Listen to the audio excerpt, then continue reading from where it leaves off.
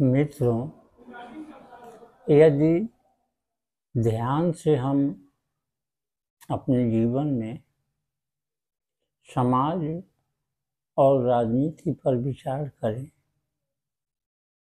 तो यह पाएंगे कि समाज और राजनीति दोनों हमें जीवन भर अपने आप में सुधार करने के लिए और अपने आप को नियमित बनाने के लिए प्रयत्नशील रहती है। व्यक्ति जब पैदा होता है तो वह कुछ आंतरिक गुणों को लेकर पैदा होता है। वे आंतरिक गुण दुनिया के सभी मनुष्यों में करीब करीब बराबर होते हैं, लेकिन जैसे ही हम पैदा लेते हैं तो यह हमें एक दूसरे वातावरण, एक दूसरे समाज और एक दूसरी परिस्थिति में डाल देता है। उस समाज के अपने नियम होते हैं, उस समाज के धर्म के अपने नियम होते हैं, उसकी परंपराएं होती है, उसकी विचारधारा होती है और जन्म के बाद ही हम एक खास प्रकार के वातावरण में, एक इन्वायरमेंट में पलना शुरू करते हैं। जैसे जैसे हम बड़े होते हैं हमें यह पता हो जाता है कि हम किस समाज में पैदा हुए हैं, इसका धर्म क्या है, इसकी जाति क्या है, यह क्षेत्र क्या है, इसके क्या कस्टम्स और ट्रेडिशंस हैं और आजीवन हमें उन्हें फॉलो करना होता है। हम पूरा जीवन एक मशीन की भांति बिता देते हैं और वो आंतरिक गुण जो हम सबों में करीब करीब समान होता है, ज्यों का त्यों पड़ा रह जाता है। समाज में हमारी शिक्षा, हमारा प्रशिक्षण, सब कुछ समाज के अनुकूल होता है और सारी व्यवस्था समाज और राजनीति के हाथ में होती है।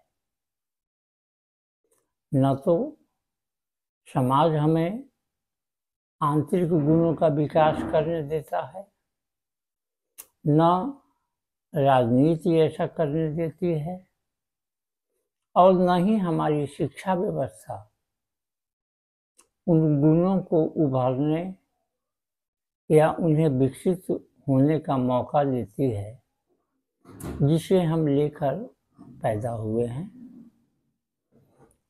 हम जिन गुणों को लेकर पैदा हुए उनमें कोई जाति नहीं है, उनका कोई धर्म नहीं है, कोई संप्रदाय नहीं है, कोई विचारधारा नहीं है, कोई मूल्य नहीं है और सब कुछ के लिए हमें समाज पर निर्भर रहना पड़ता है। व्यक्तियों के बीच जो सामाजिक संबंध होते हैं उन्हीं से समाज का गठन होता है और हमारी राजनीति भी समाज के अनुसार ही चलती है। या दूसरे शब्द में कहें तो पूरा जीवन हम इस व्यवस्था में अपने आंतरिक गुणों को उभार नहीं पाते हैं और अंदर और बाहर का यह अंतर आजीवन महसूस करते हैं।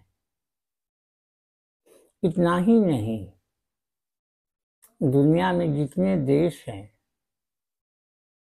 सबों की यही स्थिति है। आज हम भारत में पैदा हुए तो हमें जो जिंदगी प्राप्त हुई है, जिस तरह का माहौल मिला है, जिस तरह का वातावरण मिला है, हम वैसे बने हैं।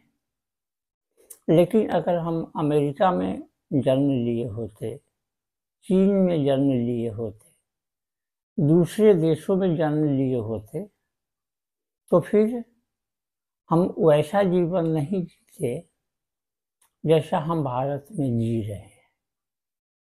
इसलिए हमारे जीवन का जो आउटर एक्सप्रेशन है वह पूरी तरह से सामाजिक रीति रिवाजों के हिसाब से है। और क्योंकि हर देश की शिक्षा व्यवस्था भी अलग अलग है, उनमें एक रूपता का अभाव है, और एक रूपता का अभाव होने के कारण उनके उद्देश्य भी अलग अलग है। उनका उद्देश्य वहाँ की समाज से मेल खाता है, लेकिन सार्वभौमिक तौर पर या विश्व स्तर पर जब तक शिक्षा के अर्थ को एक रूपता में नहीं बदला जाएगा और एक होकर हम सभी शिक्षा के उद्देश्य की प्राप्ति के लिए एक निश्चित दिशा में काम नहीं करेंगे, तब तक हमारे आंतरिक गुणों का, हमारी आंतरिक बुद्धि का, सबका विकास रुका रहेगा और हम समाज और राजनीति के हाथों का खिलौना बनकर उसके अनुसार चलकर पूरा जीवन व्यतीत करते रहेंगे। इसीलिए यह कहा जाता है कि कोई भी व्यक्ति जैसा भी है, जिस तरह का भी है, वह उस वातावरण की देन है, उस माहौल की देन है, उस इन्वायरमेंट की देन है जिसमें वह पैदा हुआ है और जिसमें वह पला बढ़ा है। यहाँ ज़रूरत इस बात की है कि वातावरण के अतिरिक्त हम में जो एक आंतरिक समानता है, एक जो समान तरह की भावना है, उसको सार्वभौमिक शिक्षा के माध्यम से उभारा जाए। और उसी स्थिति में मानवता इस स्थिति को पहुंचेगा जब कोई जाति नहीं होगी, धर्म नहीं होगा, संप्रदाय नहीं होगा, क्षेत्र नहीं होगा, कोई भेदभाव नहीं होगा, बल्कि दुनिया के सारे लोग सिर्फ और सिर्फ मानव होंगे और अपने आंतरिक गुणों का विकास करेंगे, उन गुणों का विकास करेंगे जिसमें सबों में समानता है, और उसी को विकास करने की आवश्यकता है। आज जो समय है हमारा, उसकी यह ज़रूरत है कि हम जो अंदर से हैं वही बाहर से हम रहें, दोनों में एक रूपता रहे। एक शांति और सुरक्षित समाज के लिए यह अति आवश्यक है। धन्यवाद।